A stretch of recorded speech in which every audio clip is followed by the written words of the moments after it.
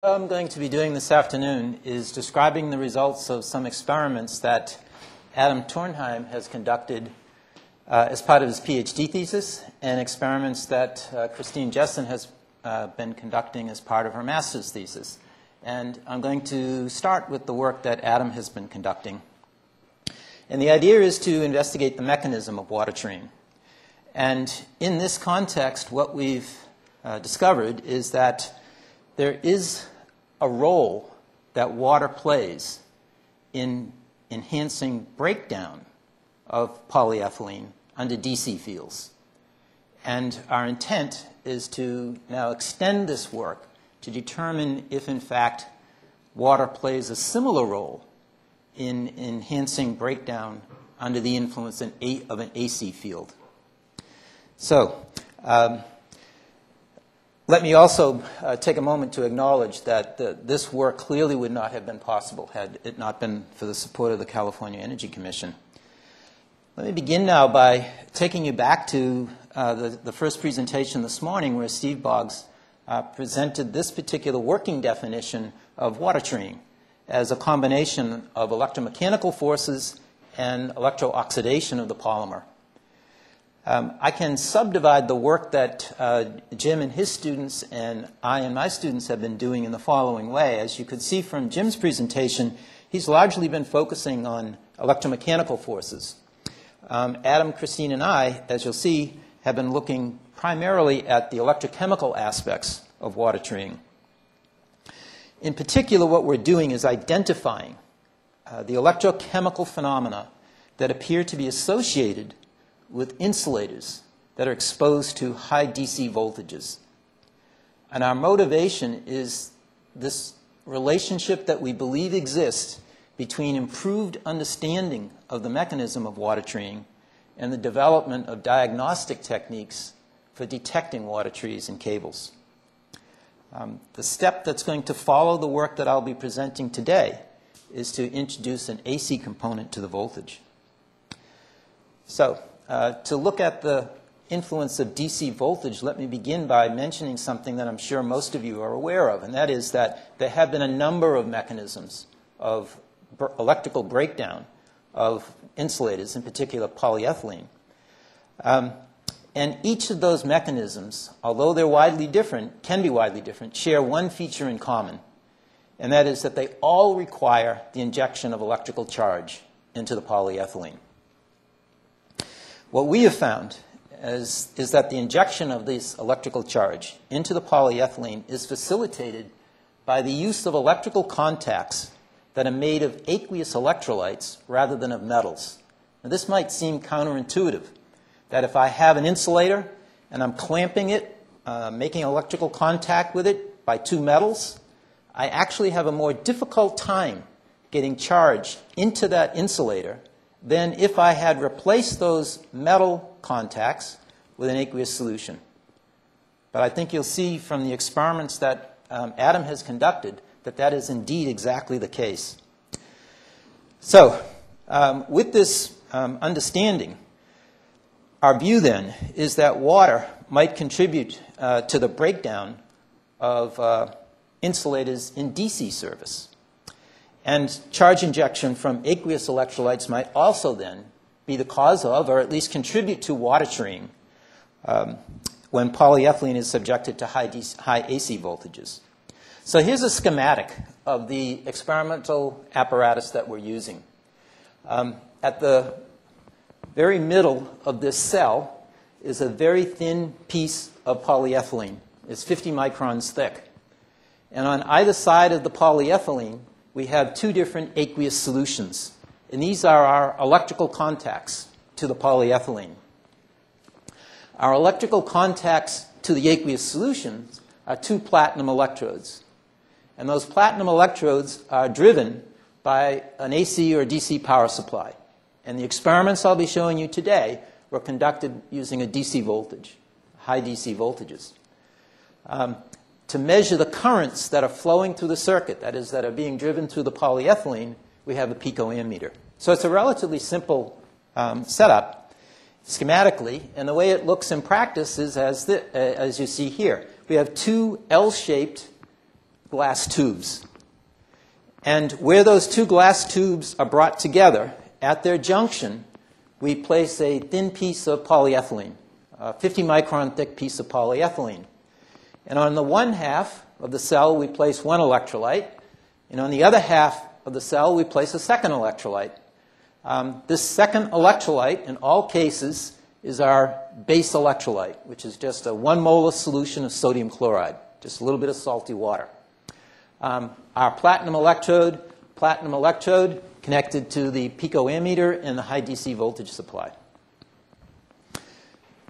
This cell is then placed inside a Faraday cage, and on the right-hand side of that photograph, you can see at the bottom the high voltage supply, and at the top the picoammeter for measuring the currents that are being driven through the cell. The experimental procedure is quite straightforward. We start at 0 volts, actually, and then every 20 seconds we increment the voltage that's being applied across that polyethylene sheet, that thin sheet of polyethylene, by 100 volts every 20 seconds, up to a maximum of 6,000 volts, or if in some cases the polyethylene breaks down prior to reaching 6,000 volts. The raw data I've shown before, but let me start by presenting this older result. So what you can see here is a plot of the current that we're measuring by the picoammeter as a function of time. Time translates into voltage because every 20 seconds we apply 100 volts. And when the 100 volts are applied, current jumps up typically and then decays. And then after 20 seconds has elapsed, another 100 volts is applied, etc. As time goes on and the voltage gets higher and higher, then the current that's generated increases, and you can now start to see a little bit more structure to this current time variation. So the current typically spikes and then decays with time. And then we apply a second and subsequent voltage increments. Now, to make the plots a little bit more tidy to examine as we go on, then what we've done is, rather than reporting the data as I showed in the previous slide, we take that value of current that exists just 20 seconds after the voltage was applied, that is just before we're about to increment the voltage by another 100 volts, we take that particular value of current and plot that against the applied voltage. So we're plotting current on the y-axis and voltage on the x-axis. What you can see is the output of an experiment in which on one side we had an aqueous solution that had ferric chloride in it. And on the other side, as always, we have this salty water. And what you can see is something quite interesting in these results. Because what it's indicating is that there's a difference in the amount of current that's going through the cell depending upon whether the high voltage side is the side in which the ferric chloride is present or it's the side in which the sodium chloride is present. And it turns out if we're getting oxidation on the surface of the polyethylene that's in contact with ferric chloride, we get very high currents. And as I'll show you in a few moments, these currents are much higher than the currents you would get if instead of having those two aqueous solutions in contact with the polyethylene, you had two metal contacts. So ferric chloride, aqueous ferric chloride, is extremely effective at driving current, driving charge into polyethylene, assuming you polarize it in the proper way.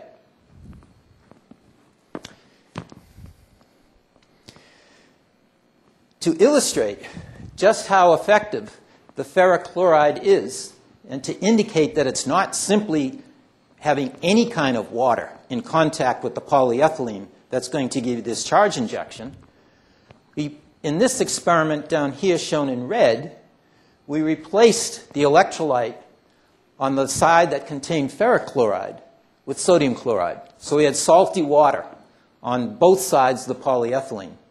And what you can see under those circumstances, it's extremely difficult to drive current through the polyethylene. Again, had that side that now contains sodium chloride contain ferric chloride, you get copious charge being injected into the polyethylene. So what does this indicate? It indicates ferric chloride is very effective. And what does it mean when we say sodium chloride is not effective? You know, a chlorine is not going to be oxidized. Something much easier is present in water to be oxidized. And that's either hydroxide. So it's the hydroxide-oxygen couple that would be typically capable of injecting charge, but as you can see, is not. So what these results indicate is that the hydroxide in the water, the oxygen in the water, are ineffective at injecting charge. But the iron ions in the water are very effective at injecting charge. Well, you might say, well, maybe it's just because you have the ferric chloride exposed to the polyethylene, and as a result of this exposure, we're getting absorption of water and ferric chloride into the polyethylene. And that's why we're seeing this charge effect. But in fact, that turns out not to be true. And the way we've demonstrated that is we've conducted tests where instead of just exposing the polyethylene to ferric chloride solution and then immediately beginning the test, we waited 3 hours before we started the test. And then we conducted a third test in which we waited 24 hours. The polyethylene was exposed for 24 hours before we started applying the voltage. And under those 3 different sets of tests, we got, within experimental scatter, the exact same results. So simply exposing the polyethylene to the iron-containing water is not sufficient, is not an explanation for why ferrous ions or ferric ions are so successful at injecting charge into the polyethylene. Well, if ferrous or ferric ions are responsible, then there should be some cause and effect relationship relating to how much is present. So what we did to detect that was we compared the results when you have no iron in the solution, the sodium chloride, to what happens when we put a small amount of iron ions in, 0.04 molar, half a molar, and 1 molar. And what you can see is the amount of charge that gets injected into the polyethylene from this water contact clearly depends on how much iron is in the water. Okay, well, clearly charge is injected by water when we have iron ions in it, but not when we simply have oxygen in the water, like in salt water. Well, what about these other metal ions? Copper would certainly be of interest because you might expect that copper ions might be present in the water that's in contact with the different parts of the polyethylene cable because of the copper concentric neutrals. We also included in our study cerium ions and manganese ions. Now, those might not be typically found adjacent to the cable, but the reason why we included them was to get a sense of how oxidizing these metal ions need to be to have the effect that they're having. So the manganese and the cerium ions are even more oxidizing than is the iron ions. So if ferrous is good, what about copper? What about cerium? What about manganese? Well, we tried copper. And what you can see here is the results of copper. And they're basically saying that copper doesn't inject charge. It doesn't matter which way we polarize the electrodes. The currents that we're measuring are principally the same that we saw when we just had sodium chloride with oxygen in it. So if you look, for example, at 3 kilovolts, we're getting less than 10 nanoamps of current density. 10 nanoamps per centimeter square of current density. So copper ions in the water are not very effective. Perhaps I should go back and just show you what number we should compare when we're thinking about how much current is being sent through the cell. In the case of ferrous ions, when we have a voltage of 3,000 volts applied, we're generating something on the order of about 60 to 70 nanoamps.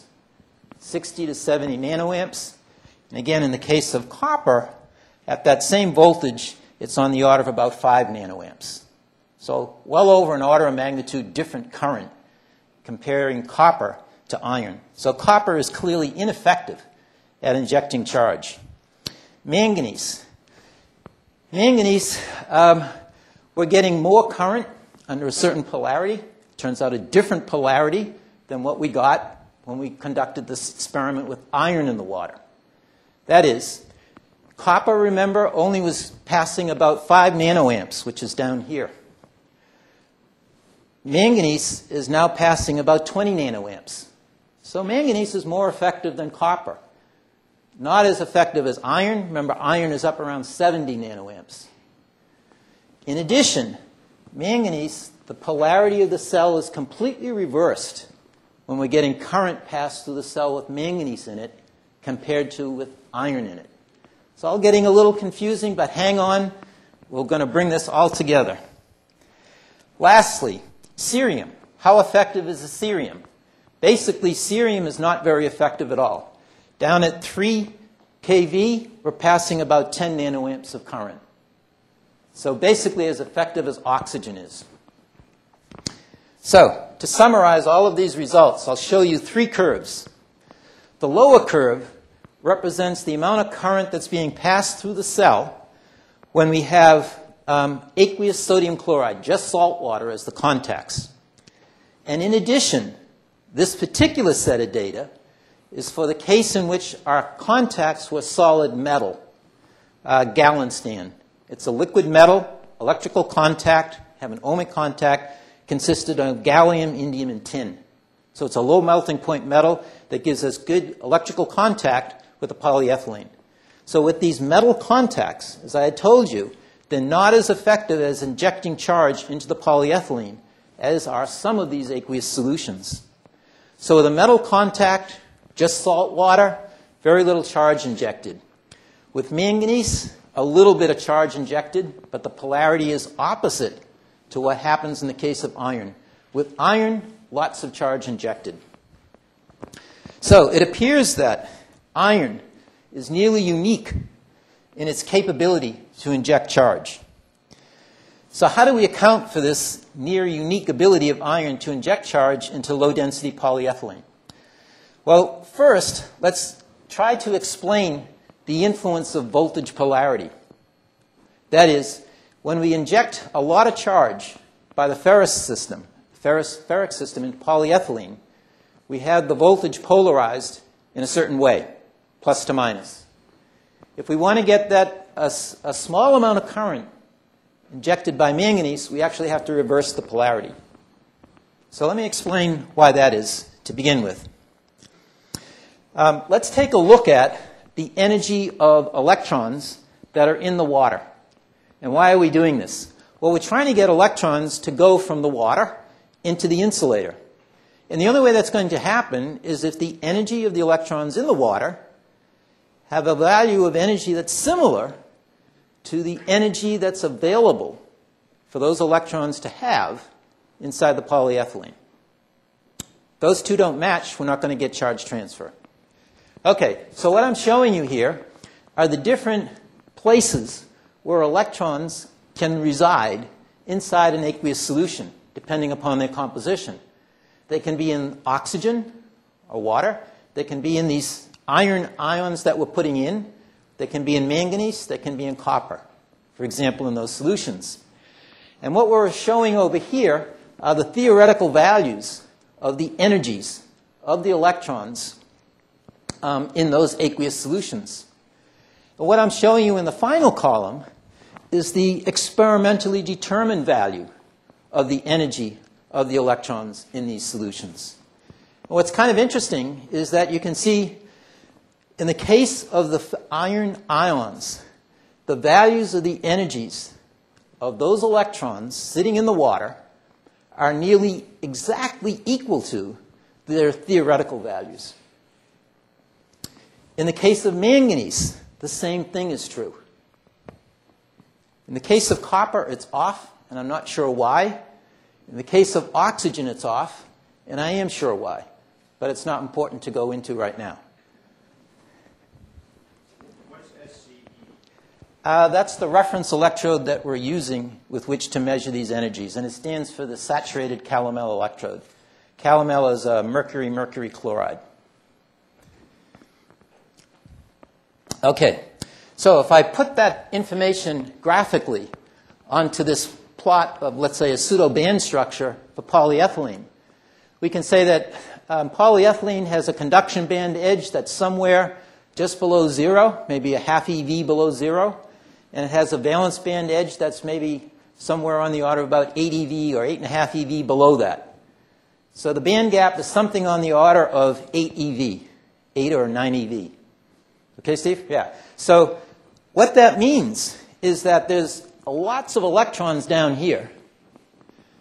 There's electrons that can, in principle, be above that red line. But electrons are forbidden to be in this region, in the polyethylene. Now, if you look at the energy levels of the electrons in water, they're all within 1 volt of each other, no matter what the water chemistry is. It ranges from an extreme of hydrogen down to manganese. But they're all within 1 volt. So you can see this is not really to scale. This should all be shrunk down. But the point being that hydrogen system is about 4.5 eV below the conduction band edge in polyethylene, and the manganese system is about 1 volt lower than that.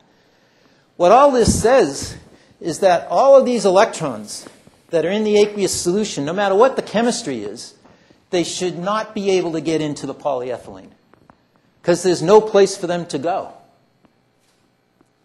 Now, what's going on? Well, this assumes the polyethylene is perfect, which of course it's not.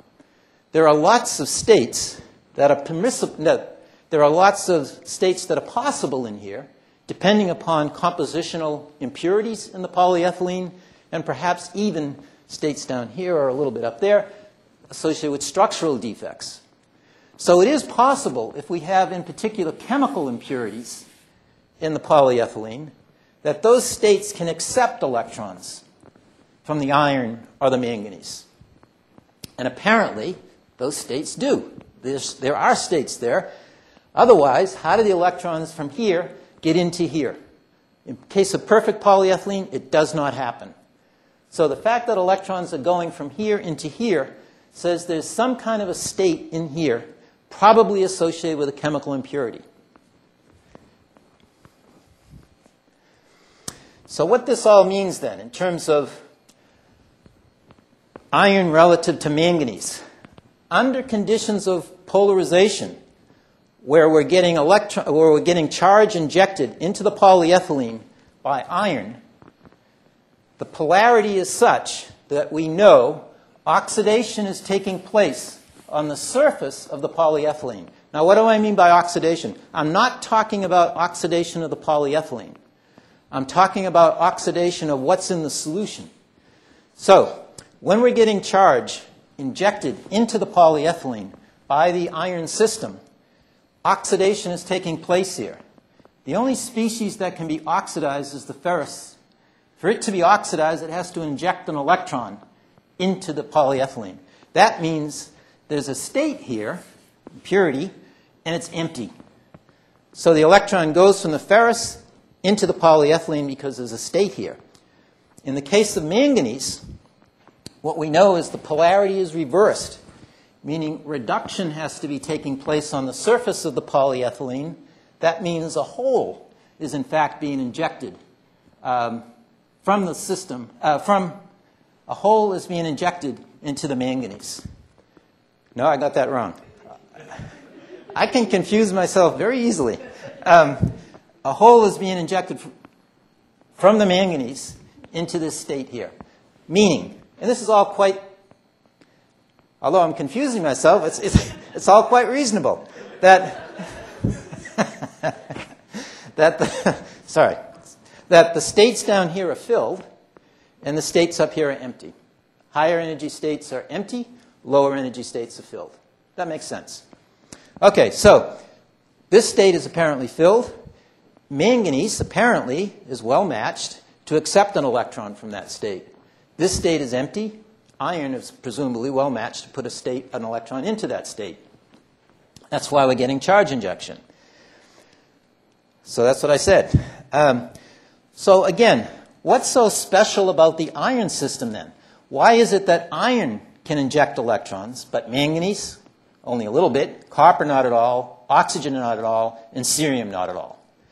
So one possible explanation is that, as I just said, the energy level of the iron system is fortuitously matched to that of an empty intergap state in the polyethylene. Meaning, there's some impurity state here. And it just so happens to be at the right energy value for, and it's empty, for electrons in the iron system in the water to get pushed into here. Well, if that's true, then what we said, let's start out with the manganese system, which only gives us a little bit of electrons being injected in, holes, actually. Remember, the polarity is the reverse. And alkalize it. Now, why would we alkalize the manganese? If we alkalize that solution, we change the energy, as it turns out, of the electrons in the manganese in the aqueous solution. And we can get those energies to match the energies of the iron in the solution. That is, here's the energy of electrons in Mn plus 6. They're down here. And we were saying that these states are filled. So that's why electrons can't go into the polyethylene from the manganese. Holes can, but not electrons. So what we said is, okay, let's change the energy of these electrons by changing the pH. Turns out that does work. So by increasing the pH, we're going to raise the energy of the electrons in the manganese right up to close to the value that the iron system has. So, therefore, we should be able to see electrons leaving the manganese now and going into the polyethylene just as they did when we had iron. Unfortunately, we didn't see that. We alkalized the solution, and in fact, if anything, we lowered the amount of electrons that were now going in. So, great theory, but not right. So changing the energy of that manganese system to match that did not result in charge injection, electron injection. Okay? Let's go back to this original hypothesis that says that there's an energy level in the polyethylene that fortuitously just lines up with the iron system. And the way we thought we could test that is to look at a completely different source of polyethylene, completely different manufacturing process of that polyethylene. If it's completely different, then it's extremely unlikely that that different processed polyethylene would have that same inner gap energy level as the polyethylene we've been working with. So, we said let's go ahead and check that. And it turns out we're batting 2 for 2. We changed the polyethylene, and we got exactly the same current voltage behavior. You were predictably wrong. We were predictably wrong.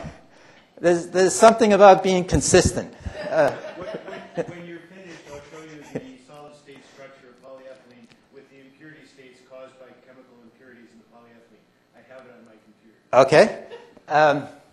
So, as I think it was Churchill that said that consistency is the last refuge of the unimaginative. Okay. So in my unimaginative way, what we found is that, in fact, completely changing these polyethylene gives us the same current voltage response. So our thought was, well, maybe, in fact, what's happening is that this iron system does 2 things. It does 2 things, not one. It sounds like one of those TV advertisements. That is, it creates the empty intergap state by reacting with the polyethylene. And then once it creates it, it then injects charge into it. So we thought that would explain why 2 different sources of polyethylene would exhibit the same behavior. All right, so here was our next approach. Let's pre-treat the polyethylene in the ferrous system. What's that going to do? We're going to polarize the polyethylene, expose to the iron system, and therefore that gives the iron system an opportunity to supposedly react with the polyethylene and introduce this bad state. Then what we're going to do is put that polyethylene back into the permanganate solution, the manganate solution, and presumably we should now be able to get charge injected because the iron changed the polyethylene so that it now accepts charge and will accept charge from the manganate. Okay, we only got one strike left. Now, okay, you know, I counted up, I had some time obviously on my hands, and I counted up the data points, 1, 2, 3, 4, 5, 6, 7, 8, and I counted up the words on this slide, and there was about 100. So it's roughly about a 10-to-1 correspondence between the amount of words and the data. So let me try and make this a little simpler. What we're plotting here is the current that's passing through the polyethylene. And we subdivided the results by this vertical line. One was when the polyethylene, the polyethylene has been pretreated by polarizing it in the ferric chloride solution to supposedly make it susceptible to accepting charge. That's, remember, one of the hypothesized actions of the iron system. So we have two different solutions of polyethylene, this alkaline one, two different solutions of permanganate, the alkaline one and the regular 1 molar permanganate. But the big division here is this horizontal line. Okay? That separates the data points from polyethylene that was not pretreated. The data points above that line were pretreated. So what is this saying? It says when we have permanganate in the alkaline solution or in the regular permanganate solution, not alkalized, and we polarize that with high voltage, 3,000 volts, in the forward direction, that is with reduction taking place on the surface of the polyethylene, or in the reverse direction, that is with oxidation taking place on the surface of the polyethylene, we only get a very small amount of current. But if instead of polarizing it directly in permanganate, we first pre-treat it by polarizing it to 2,000 volts, Adam? 2,000 volts in the ferric chloride, then put it in the polyethylene, and wow, suddenly we see current being sent through the polyethylene by the permanganate. So indeed, the iron presence in the solution is indeed causing some change to the polyethylene that enables a redox system that previously could not inject charge into the polyethylene to suddenly be able to inject charge into the polyethylene. So, to continue the questioning, pretreatment in 1 mole of ferric chloride increases this charge injection from the manganate now into low-density polyethylene. The question is now, well, how does it do that? Well, perhaps, and it's a great idea to read the literature, so go back into the 80s and the 90s, and you'll find that there's an awful lot of discussion going on about the role of electrochemical oxidation, as Professor Boggs mentioned earlier today. So perhaps this ferrous system is particularly adept at oxidizing the low-density polyethylene. What I want to show you, in addition, is that earlier research has detected the presence of products of oxidation of polyethylene, like carbonyls, showing that indeed oxidation of some sort is going on. But even more interestingly, is earlier research has indicated the presence of iron in water trees. So I'll show you just 3 examples of this. And if these slides are available to you, you can read these statements on your own afterwards, because it's clearly too small a print. But in studies back in 1977 of trees generated in the laboratory by artificially introducing different minerals on top of the polyethylene and squishing it down with the semiconductor, they found that water trees were growing from certain minerals. And in particular, one of the most effective ones was iron sulfate. Now, The fly in the ointment here is iron nitrate didn't work. So I'm not sure why that was the case. But at any rate, that was an interesting result, 1977. 1994, investigations of water trees generated in laboratories, but even more importantly in the field. They detected an appreciable quantity of the transition metal iron in the form of Fe+3 oxide. And then in a paper by Professor Boggs, he presents this table where he shows cross-linked polyethylene and ionic species associated with water trees in cross-linked polyethylene, filled cross-linked polyethylene, and EPR. There's many things that they're detecting, no doubt. But the interesting thing is that there's iron in all of these studies.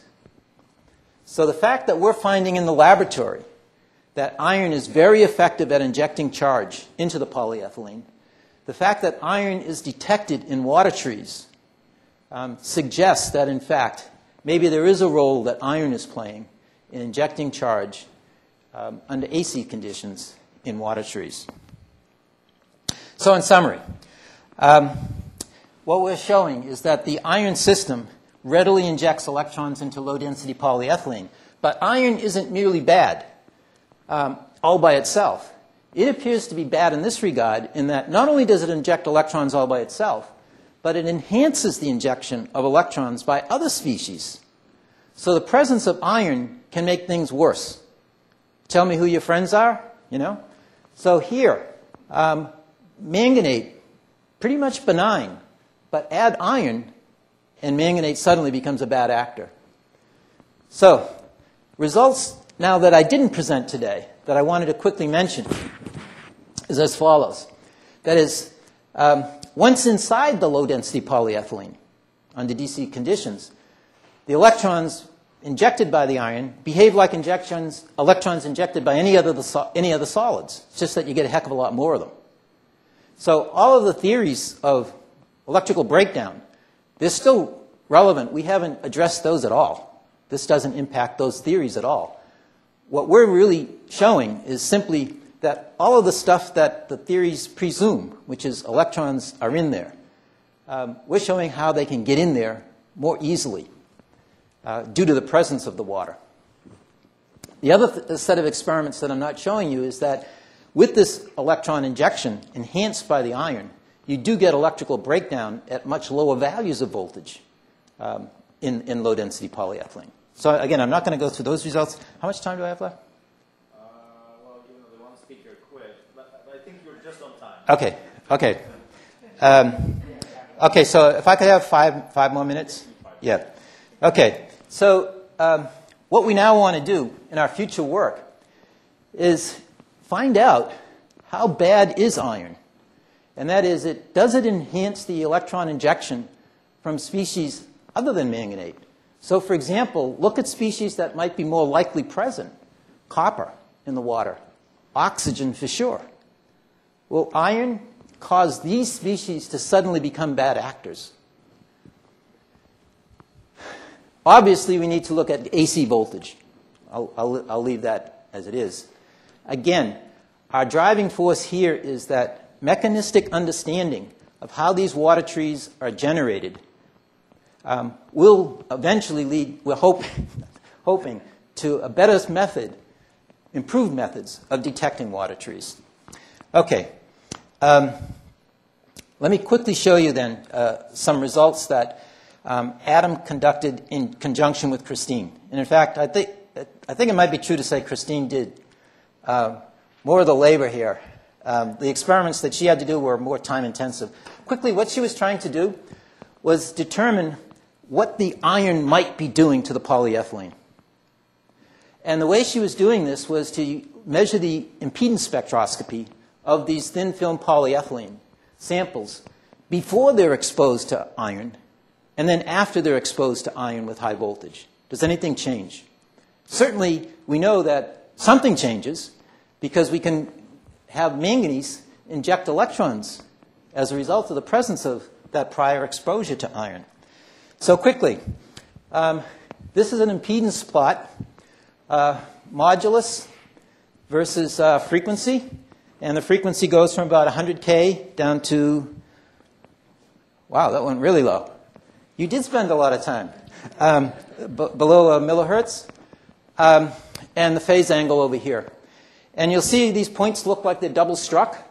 This is the modulus, that's the phase angle. They look like they're double struck because what she's also showing here is the Kramers-Kronig transform of these data.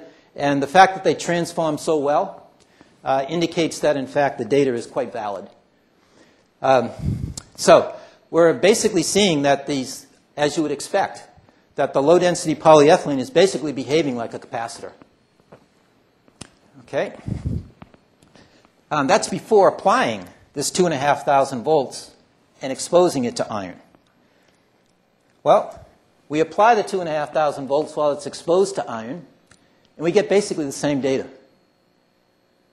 So while this exposure to iron with a voltage of 2,500 volts now enables manganese to inject charge into the polyethylene, we can't detect any change in the polyethylene in terms of its impedance.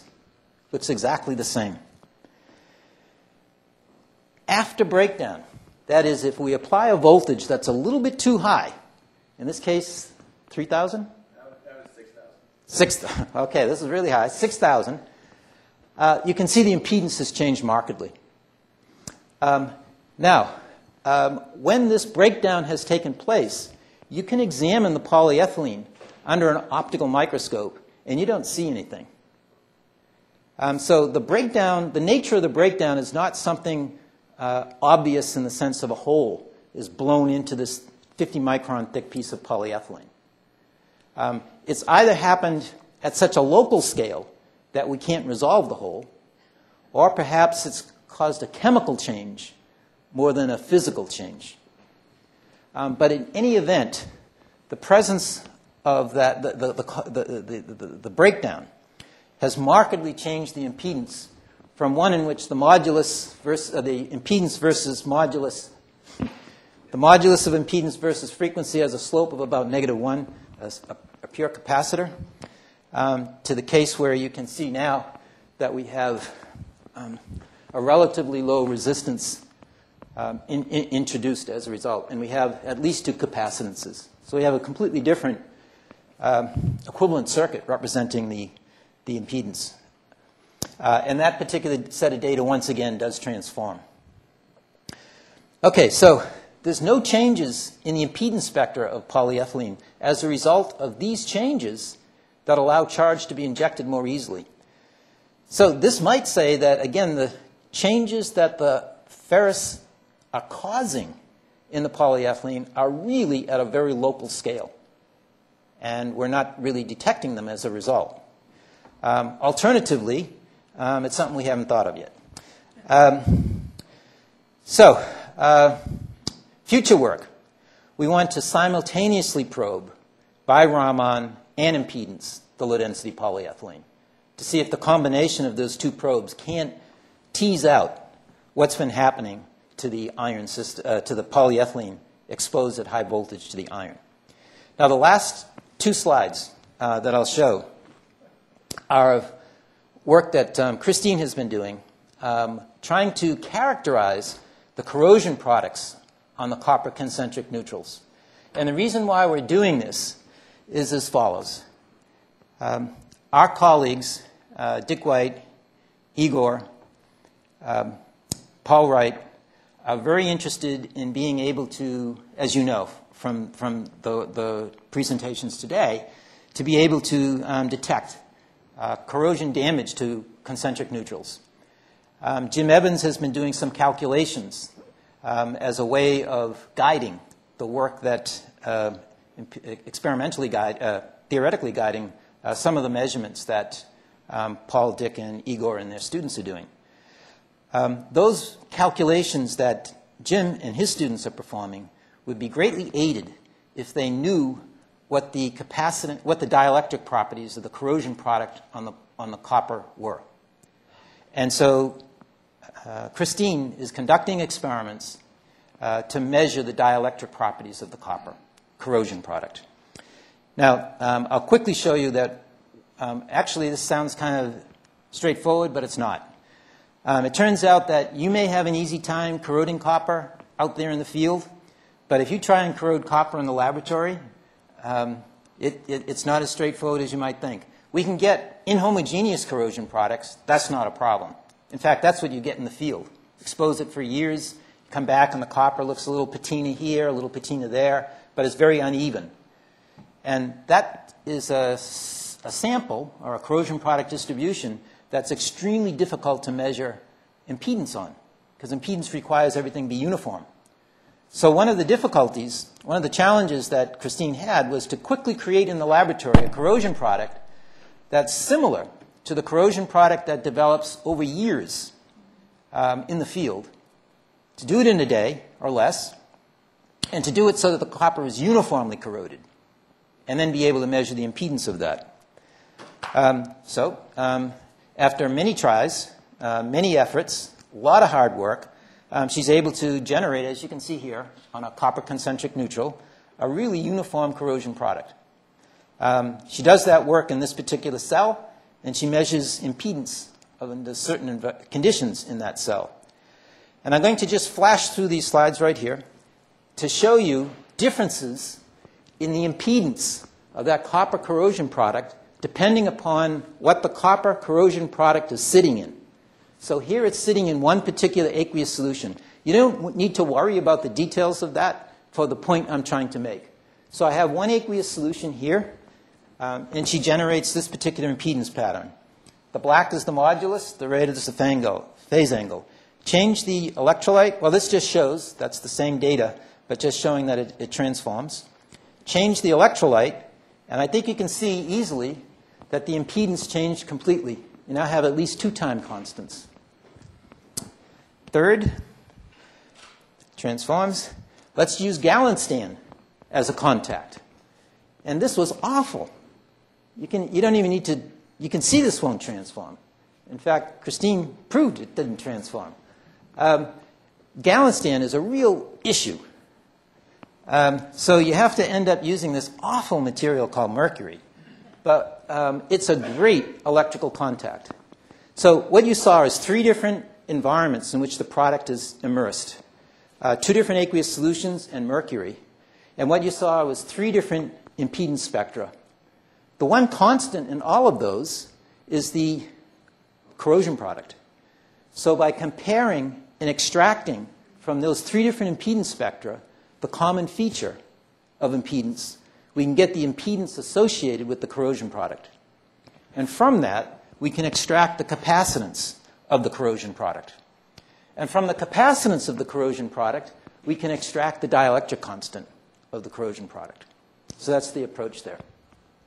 So Christine's been able to generate a uniform corrosion product and to obtain the impedance of that, and now we're just teasing out the dielectric constant. And to summarize all of this work, Adam's been able to show the important role of aqueous iron in charge injection. It's bad all by itself, and then it makes other things, at least manganese, bad. And we'll find out if it makes other things bad as well. Impedance, interestingly enough, is providing some important clue as to the nature of the changes that iron is introducing into the polyethylene, because impedance is not able to detect them. And then the impedance characteristics of these corrosion products, I think, will be quite helpful to our colleagues that are conducting the measurements I referred to a moment ago. So thank you very much for your attention.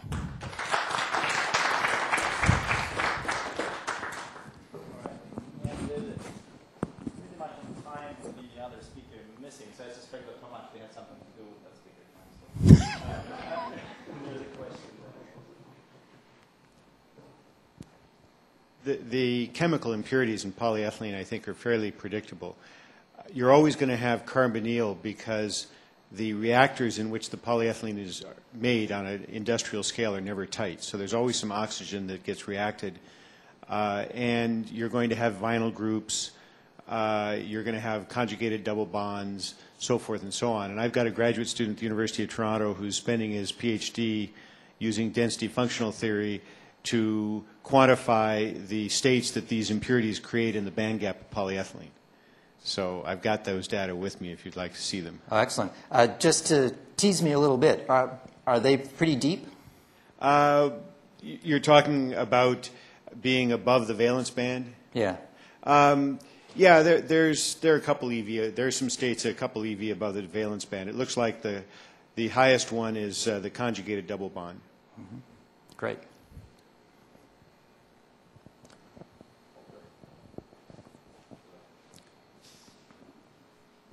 Yeah, Tom. Yeah, it's excellent. Data what you have there. I just was interested in the industry for cable industry. There is this development to go to super clean semiconducting materials, and the reason is that the old carbon materials, and especially the furnace blacks, were so dirty and contaminated that they contributed to this water shrink effect. At least that's what the theory is. Did you do any kind of analysis on the metal content or the metal content of the semicons and how they correlate then with this kind of theory? Right. So in the experiments that we've done, obviously we just had the polyethylene. There's no, yeah. I can tell you from the literature, which you're probably even more familiar with than I am, and I can cite some papers that Steve authored, where the contaminants in the semiconductor, particularly those obviously right at the junction between the semiconductor and the polyethylene, were critically important.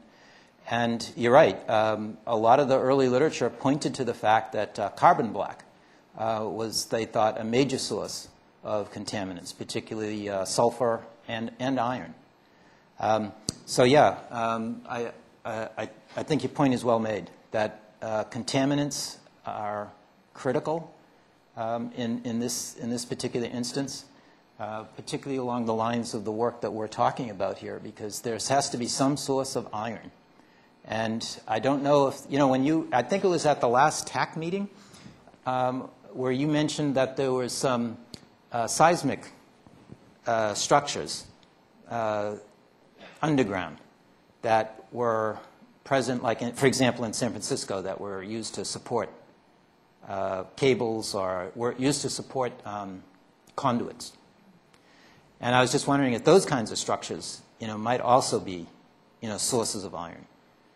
And there's plenty, I can tell you there's plenty of iron in the dirt, particularly the dirt in California. There's a good reason why a lot of the dirt is reddish. I realize, but we get also a lot of water trees coming from the inside of the conductor shield. So right. The question is, how would they probably are able to diffuse into the inner layers of the cable? Well, it takes them a while, but obviously the most dangerous water trees that I've seen are coming from the inside. Okay. Yeah. So again, this is just strictly from my reading of the literature. A lot of it is just contamination. My sense is that it's not things diffusing in; it's stuff that was there in the beginning as contaminants.